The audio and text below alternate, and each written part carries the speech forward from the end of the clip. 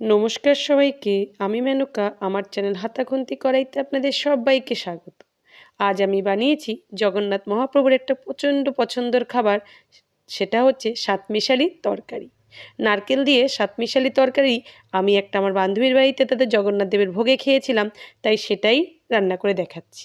এখানটা আমি 7 রকমের মতন সবজি নিয়ে নিয়েছি। বেগুন, আলু, কুমড়ো, ডাঁটা, একটু ফুলকপি, একটু শিম, একটু মিষ্টি আলু, এগুলো টোটাল আমি নিয়ে নিচ্ছি। আপনাদের পছন্দ মতন সবজি আপনারা এখানটা নিতেই পারেন, কিন্তু আমার কাছে যা ছিল আমি এখানটা তাই নিয়ে নিয়েছি।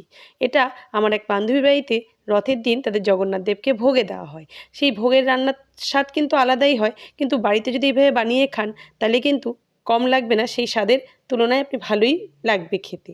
চলুন তাহলে আমি কি করে বানিয়েছি সেটাই দেখাই। আমি পরিমাণ মতন কড়াইতে তেল নিয়ে নিয়েছি। তেলটা সর্ষের তেল যেহেতু একটু ভালো করে গরম করে নেব, নাহলে সর্ষের তেলের কাঁচা গন্ধ আসতে থাকে। তেলটা যেই গরম হয়ে যাবে এর মধ্যে আমি দিয়ে দেব কিছুটা গুড়, আখের গুড়। আখের গুড় দিয়ে এটাকে একটু নাড়িয়ে নেব। এখানটা কোনো কিছু ফোড়ন দেবেন না, এইভাবেই আমি যেভাবে রান্নাটা করছি ঠিক এইভাবে করার একটু চেষ্টা করবেন। আমি গুড়টা যেই দিলাম একটু নাড়িয়ে আমি এবার এর মধ্যে যা সবজি আমি নিয়েছিলাম সব সবজিগুলো ঢেলে দেবো। সবজিগুলো ঢেলে আমি একটু নাড়াচাড়া করে ওই তেলের সাথে গুড়ের সাথে একটু ভালো করে মিশিয়ে দেবো। আগেই বলে দিচ্ছি এই রান্নায় কিন্তু কোনো জলের ব্যবহার হবে না, একটু জল দেবেন না। যেই তেলটা বা গুড়টা দিয়েছি এবং সবজি থেকে যেই জলটা বেরোবে তা দিয়েই কিন্তু এই রান্নাটা হয়ে যাবে।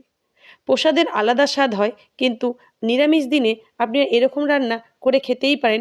এটা খেতে অপূর্ব লাগে। এটার গন্ধটা একদমই আলাদা, পাঁচমিশালি তরকারির থেকে একটু একটু আলাদা হয়, যেহেতু জগন্নাথ মহাপ্রভুর সাতমিশালি তরকারি। আমার এই রান্নাটাই এই তরকারিটা একটু নেড়ে চেড়ে এর মধ্যে আমি দিয়ে দেবো 1 চামচ হলুদ, এবং দিয়ে দেবো একটু হলুদ দেবো, আর একটুখানি আমি দিয়ে দেবো এখানটা পরিমাণ মতন আপনার স্বাদ অনুযায়ী আপনি দিয়ে দেবেন লবণ।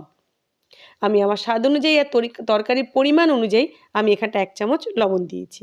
আরেকটা কথা বলি, এখানটা আপনি তরকারির পরিমাণ, সবজির পরিমাণ আপনার বাড়ির সদস্য অনুযায়ী কম বেশি করে নিতেই পারেন। এটাকে একটু নুন আর হলুদের সাথে ভালো করে নাড়িয়ে মিশিয়ে দেবো।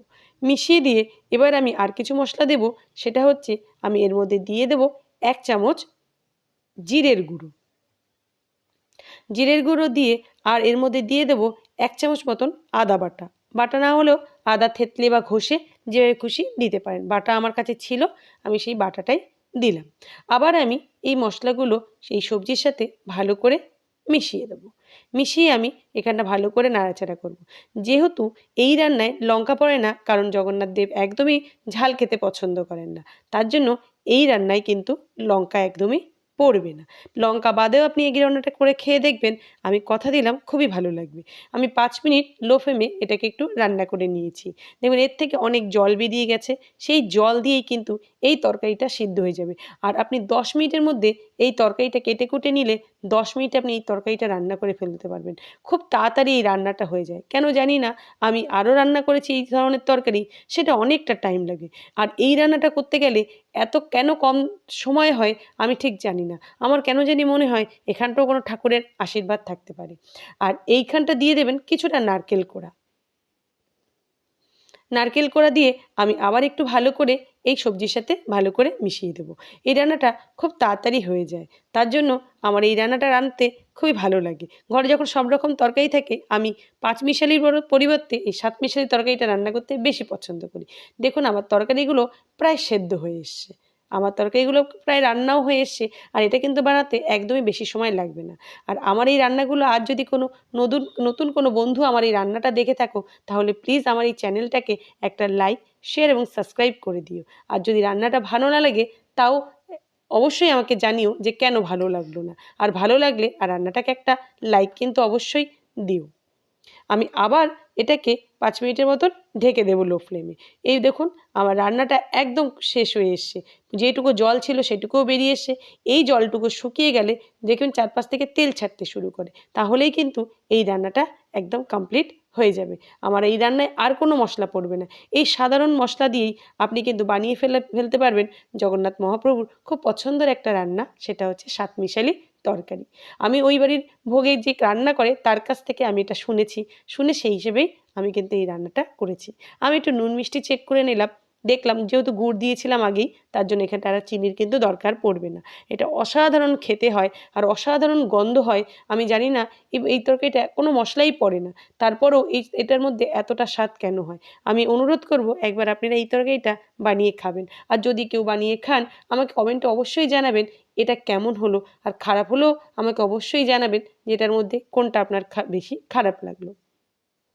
আমার তরকারিটা একদম কমপ্লিট হয়ে গেছে, জলটা পুরো শুকিয়ে গেছে, দেখুন তেলটাও ছাড়তে শুরু করে দিয়েছে। ব্যাস আমার তরকারিটা কমপ্লিট হয়ে গেছে। আমি একটু ভালো করে নেড়ে চেড়ে নেবো, আর এইটা একটু কিন্তু এরকম একটু ঘাটা ঘাটা তরকারিটাই হয়। ব্যাস আমার রান্না একদমই কমপ্লিট। এবারে আমি এটাকে একটা বাটিতে ঢেলে নেব। এরকম নিরামিষ রান্না কোনো নিরামিষ দিনে বা কখনো বা আপনি মাছ মাংস বাদ দিয়েও কিন্তু আপনি এরকম নিরামিষ তরকারি খাবেন। এটা কিন্তু খেতে খুবই ভালো লাগে। আর আমার বাড়িতে প্রায় এরকম নিরামিষ একটা দুটো পদ হয়েই থাকে। যেমন এই ধরনের তরকারি খেতে আমার ভালো লাগে। আমি ভাত বাদেও শুধু এই তরকারিটা খাই, আমার ভালো লাগে তাতে খেতে। ভাত খাওয়ার পরও আমার মনে হয় এই তরকারিটা আমি আরেকটু খেতে পারবো। আমি কিন্তু এটা খাই এভাবেই। এই তরকারিটা পুরোপুরি বাটিতে এইভাবে ঢেলে নিয়েছি। ঢেলে নিয়ে এর উপর দিয়ে একটু ভালো লাগার জন্যই একটুখানি নারকেল এভাবে ছড়িয়ে দেবেন। আর নারকেলটা যখন আপনার মুখে পড়বে এটা কিন্তু খেতে খুবই ভালো লাগে। এভাবে দিলে একটুখানি খুবই ভালো লাগে নারকেলটা খেতে। আমার রান্নাটা একদমই হয়ে গেছে। দেখুন আপনাদের কেমন লাগলো আমার রান্নাটা। আর যদি আমার এই রান্নাটা আপনাদের দেখতে ভালো লাগে তাহলে প্লিজ আমার চ্যানেলটাকে একটা লাইক, শেয়ার এবং সাবস্ক্রাইব করে দেবেন। বন্ধু-বান্ধবীর মাঝখানে আমার রান্নাটাকে একটু শেয়ার করে দেবেন। দেখুন আমার রান্নাটা ঠিক কতটা সুন্দর হয়েছে। আর দেখতে দেখতে যদি আমার এই ভিডিওটা আপনাদের ভালো লেগে যায় তবে প্লিজ আমার চ্যানেলটাকে একটা লাইক, শেয়ার এবং সাবস্ক্রাইব করে দেবেন। আর এতক্ষণ আমার এই রান্নার ভিডিওটা দেখার জন্য আপনাদের সবাইকে ধন্যবাদ। সবাই ভালো থাকবেন, সুস্থ থাকবেন, হাতাখুন্তি কড়াইয়ের সাথে থাকবেন।